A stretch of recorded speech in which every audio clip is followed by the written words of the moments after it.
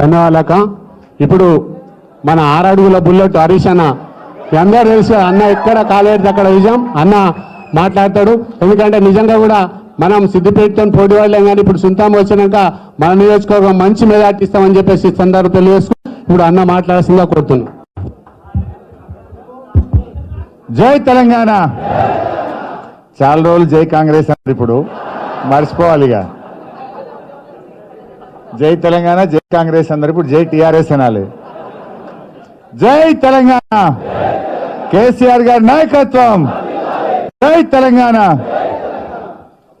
సభాధ్యక్షత వహిస్తున్న గౌరవనీయులు మురళీ యాదవ్ గారికి, ఈరోజు సునీతా లక్ష్మారెడ్డి గారిని పార్టీలో చేర్పించినటువంటి మన టిఆర్ఎస్ పార్టీ కార్యనిర్వాహక అధ్యక్షులు, యువకులు, ఉత్సాహవంతులు కేటీ రామారావు గారికి, మన శాసనసభ మాజీ ఉపసభాపతి శ్రీమతి పద్మా దేవేందర్ రెడ్డి గారు, పార్లమెంట్ సభ్యులు బహుశా మళ్ళా కేటీఆర్ గారు, మనం అత్యధిక మెజార్టీతో గెలిపించబోయే కొత్త ప్రభాకర్ రెడ్డి గారు, మన శాసనసభ్యులు గౌరవనీయులు పెద్దలు మదన్ రెడ్డి గారు, జిల్లా పరిషత్ చైర్మన్ రాజమణి మురళీ యాదవ్ గారు, మాజీ మంత్రివర్యులు పెద్దలు ముచ్చంరెడ్డి గారు, ఎమ్మెల్సీ గారు శ్రీనివాస్ రెడ్డి గారు, బక్కి వెంకన్న గారు, దేవేందర్ రెడ్డి గారు, ప్రతాప్ రెడ్డి గారు, వీరేశం గారు, కరుణాకర్ రెడ్డి గారు, ముఖ్యంగా ఈరోజు టీఆర్ఎస్ పార్టీలో చేరినటువంటి సీనియర్ కాంగ్రెస్ పార్టీ నాయకులకు, గౌరవ ప్రజాప్రతినిధులకు, ప్రతి ఒక్కరికి పేరు పేరున స్వాగతం, సుస్వాగతం. ఈరోజు సునీతా లక్ష్మారెడ్డి గారి చేరికతో డెఫినెట్గా ఒక నర్సాపూరే కాదు, మెదక్ జిల్లాలో టీఆర్ఎస్ పార్టీ మరింత బలోపేతమవుతుందని చెప్పుకోక తప్పదు. ఎందుకంటే అసలు కాంగ్రెస్ పార్టీలో వాళ్ళ నాయకులకే ఇవాళ నాయకత్వం మీద విశ్వాసం పోయింది.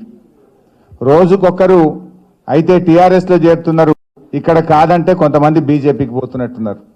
అంతే తప్ప అసలు కాంగ్రెస్ పార్టీకి రాష్ట్రంలో భవిష్యత్తు లేదు అనే విషయంలో అందరికీ స్పష్టత వచ్చింది.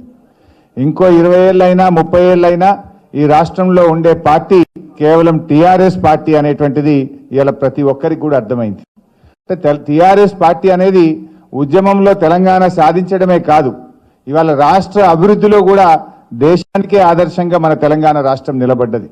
ఒకనాడు బెంగాల్ మోడల్ అన్నారు, తర్వాత గుజరాత్ మోడల్ అన్నారు, తర్వాత కేరళ మోడల్ అన్నారు. కానీ ఈరోజు దేశం మొత్తం ఏం మాట్లాడుతుంది? తెలంగాణ మోడల్ అని మాట్లాడుతూ ఉంది. తెలంగాణలోని మిషన్ కాకతీయ చెరువుల కార్యక్రమం దేశానికి ఆదర్శంగా అయింది. మన రైతు బంధు పథకం దేశానికి ఆదర్శమైంది. మన మిషన్ భగీరథ పథకం దేశానికి ఆదర్శమైంది.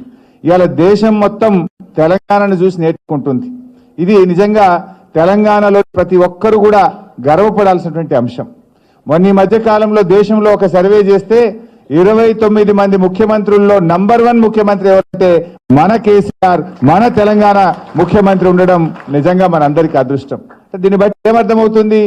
అభివృద్ధిలో దేశానికి మోడల్ గా ఉన్నాం, పనితీరులో మన ముఖ్యమంత్రి దేశానికే నంబర్ 1 గా ఉన్నాడు.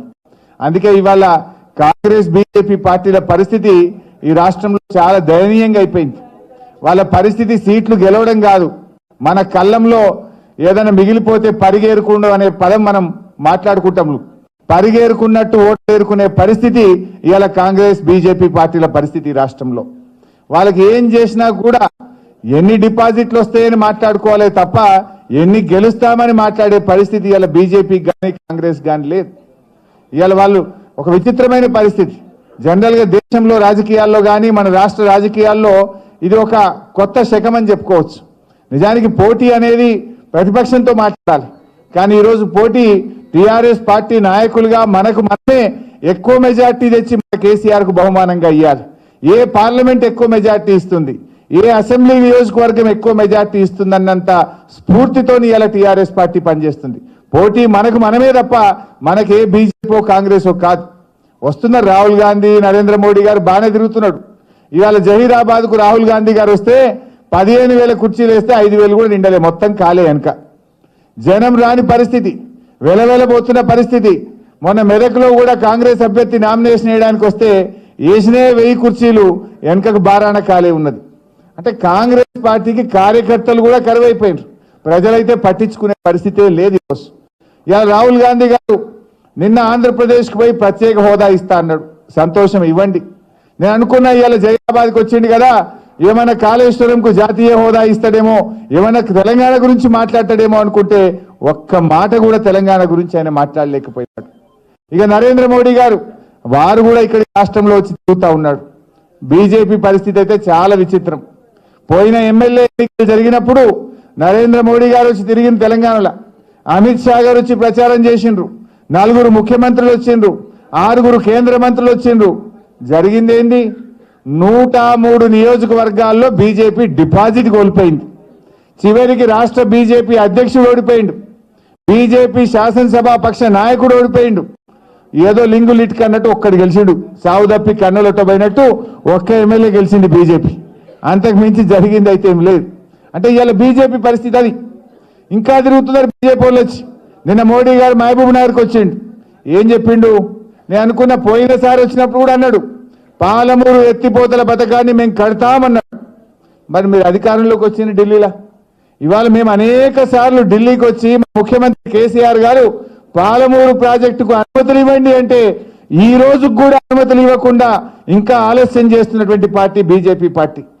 నిన్న మహబూబ్ నగర్కి వస్తే కనీసం మేమేమైనా జాతీయ హోదా ఇస్తాం, పాలమూరుకి ఏమైనా మద్దతు ఇస్తామని మోడీ గారు చెప్తారేమో అనుకుంటే ఒక్క మాట కూడా ఈరోజు చెప్పినటువంటి పరిస్థితి లేదు.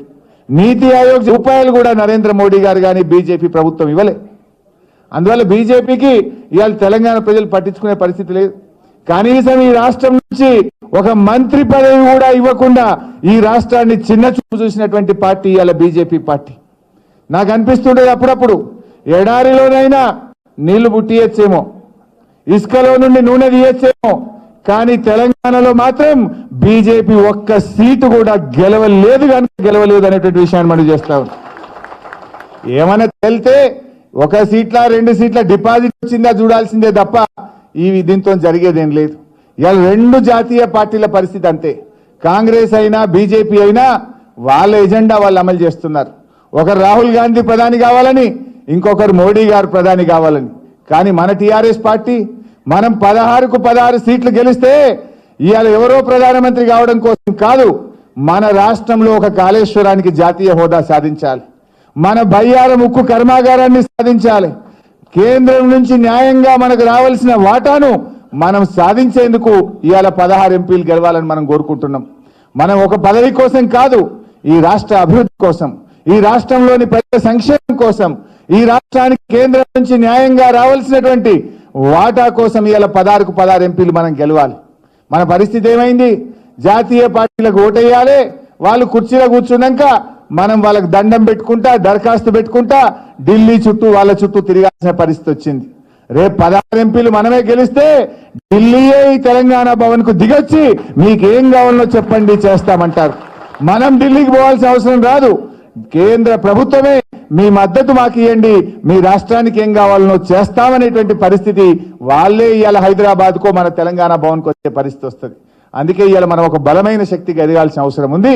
తప్పకుండా కేసీఆర్ గారి నాయకత్వంలో ఈ రాష్ట్రంలో 16కు 16 సీట్లు టీఆర్ఎస్ పార్టీ ఖచ్చితంగా గెలిచి కలిసి పనిచేద్దాం. మా మండల పార్టీ అధ్యక్షులు కానీ సర్పంచులు మీ అందరితో కోరేది, ఏదైనా కొత్త సంసారం అన్నప్పుడు కొన్ని సమస్యలు ఉంటాయి, కొద్దిగా ఓపికతో పనిచేసుకోవాలి, కలిసిమెలిసి పనిచేసుకుందాం. మనం అంతిమంగా నర్సాపూర్ అభివృద్ధి మనకు జయం. నర్సాపూర్లో 1,00,000 ఎకరాలకు గోదావరి నీళ్లు తేవడమే మన లక్ష్యం. ఆ దిశగా మనం మంచిగా పనిచేసుకుందాం. అందరం ఓపికతోని సంయమనంతోని కలిసిమెలిసి పనిచేసి నర్సాపూర్ నియోజకవర్గ అభివృద్ధి కోసం, మెదక్ జిల్లా అభివృద్ధి కోసం, కొత్త ప్రభాకర్ రెడ్డి గారిని బ్రహ్మాండమైనటువంటి మెజార్టీతో గెలిపించడం కోసం అందరం కలిసి పనిచేద్దామని తెలియజేస్తూ జై తెలంగాణ. కారు గుర్తుకే కేసీఆర్ గారు ప్రాతినిధ్యం వహిస్తున్నారు కాబట్టి డెఫినెట్ గా రేపు రాబోయే కాలంలో 16 సీట్లలో మా సీటే అధికంగా తెచ్చుకుంటామని చెప్పేసి నేను గౌరవ కేటీఆర్ గారు కూడా తెలియజేస్తా ఉన్నాను. ఎందుకంటే సీఎం గారు కదా, సీఎం గారు మా దగ్గర ఉన్నప్పుడు డెఫినెట్ గా మాదే మెజారిటీ ఉండాలని మనస్ఫూర్తిగా మేము అందరం కోరుకుంటా ఉన్నాము. మీరందరూ కూడా రేపటి నుండే డెఫినెట్ గా చిన్నగా ఏదైనా తేడాలు ఉన్నా కానీ అటువంటి ఏం లేకుండా మా మదన్ రెడ్డి గారు మంచి సౌమ్యులు, మంచి మనిషి, అదేవిధంగా సుంత లక్ష్మారెడ్డి గారు వీరిద్దరు తోడైతే అక్కడ ఏమి ఉండదు. కాబట్టి నర్సాపూర్ నియోజకవర్గం డెఫినెట్గా రేపు రాబోయే కాలంలో మంచి అభివృద్ధి దశలు నడుస్తుంది. మీరు కూడా మంచిగా కలిసిపోయి పనిచేసుకొని మరి రేపు ఒక ఆదర్శ నియోజకవర్గంగా ఉండాలని మనస్ఫూర్తిగా కోరుకుంటూ, మనకు గౌరవ కేటీఆర్ గారు ఉన్నారు, హరీష్ రావు గారు ఉన్నారు, వారు డెఫినెట్గా వాళ్ళ సహాయ సహకారాలు ఉంటాయి. ముఖ్యమంత్రి గారి పైనుండి ఆశీస్సులు ఉన్నాయి కాబట్టి మన మెదక్ జిల్లా డెఫినెట్గా భవిష్యత్తులో మంచి అభివృద్ధి దశలు నడుస్తుందని కోరుకుంటూ మరొకసారి అందరికీ నమస్కారాలు. జై తెలంగాణ. హాయ్, నేను మీ లావణ్య.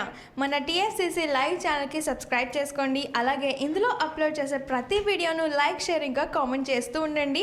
అలాగే ఇక్కడ కనిపించే ఈ బెల్ ఐకాన్ని మీరు ఇలా క్లిక్ చేసినట్టయితే ఇందులో అప్లోడ్ చేసిన ప్రతి వీడియో నోటిఫికేషన్స్ మీకు వచ్చేస్తాయి. అందరికీ నమస్కారం. This is Geetha Madhuri. Like, share and subscribe to TFCC live. Hi, అందరికీ నమస్కారం. నేను మీ Madhupriya. Please like, share, subscribe to TFCC live. Hi, this is Rashmi Thakur. Please like, comment, share and subscribe TFCC Live. Hi everyone, this is Pravina. You watching TFCC Live. Please like, share and subscribe to TFCC Live. Hi everybody, యూట్యూబ్లో subscribe చేయండి, view చేయండి, follow చేయండి for all news about Telugu films. TFCC Live. Don't forget, subscribe and